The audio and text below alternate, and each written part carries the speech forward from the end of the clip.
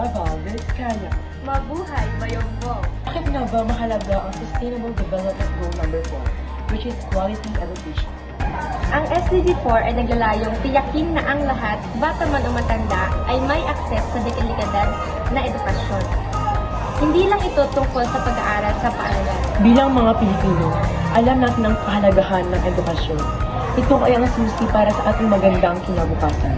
Ito ay nagbibigay ng madaming oportunidad kung saan tayo ay lumalago at kung saan makakamit natin ang tunay na tagumpay.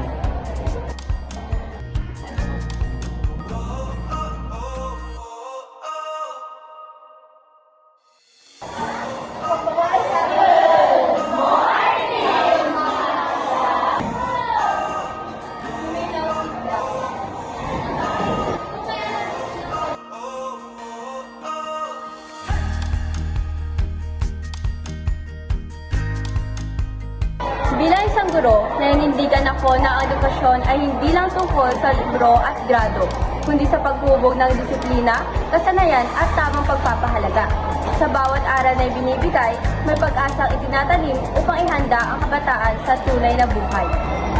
Mahalaga ang edukasyon sa akin sapagkat magagamit ko ito sa araw na ako'y magtatrabaho.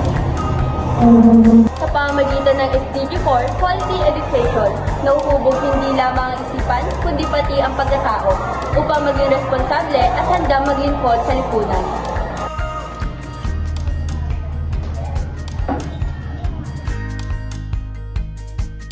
Hindi ako magiging tutor kung wala ang edukasyon. Sa bawat aral na aking natutunan, nabuo ang pangarap kong maglingkod. Ang bawat buhay na aking iniligtas ay bunga ng kaalaman at malasakit na itinuro ng edukasyon.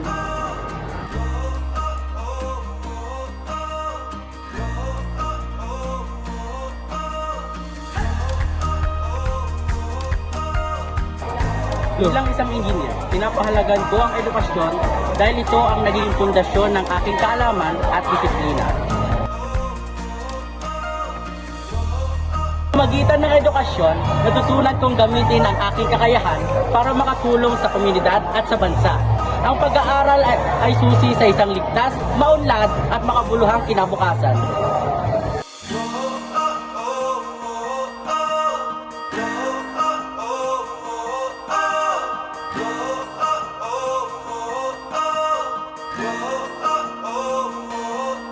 Ako ay isang tindero ng milk tea na nagsusumikap araw-araw upang matustusan ang aking edukasyon.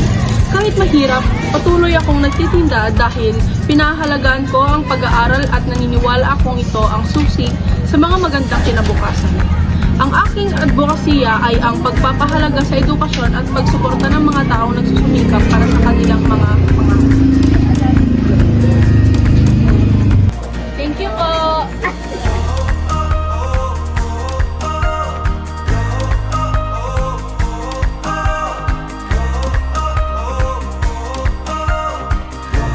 Dahil sa kalidad ng edukasyon, natututunan namin maglingkod ng tama at may malasakit. Sa bawat gamutan, edukasyon ang nagbibigay buhay at pag-asa sa komunidad.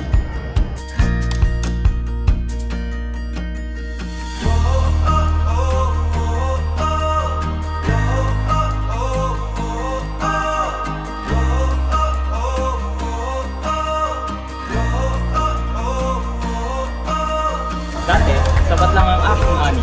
Ngayon, mas maunlad na. Dahil sa edukasyon, natutunan ko ang makabagong paraan ng pagsasaka. Mas naging tiyak ang aking kinabukasan at ng aking pamilya.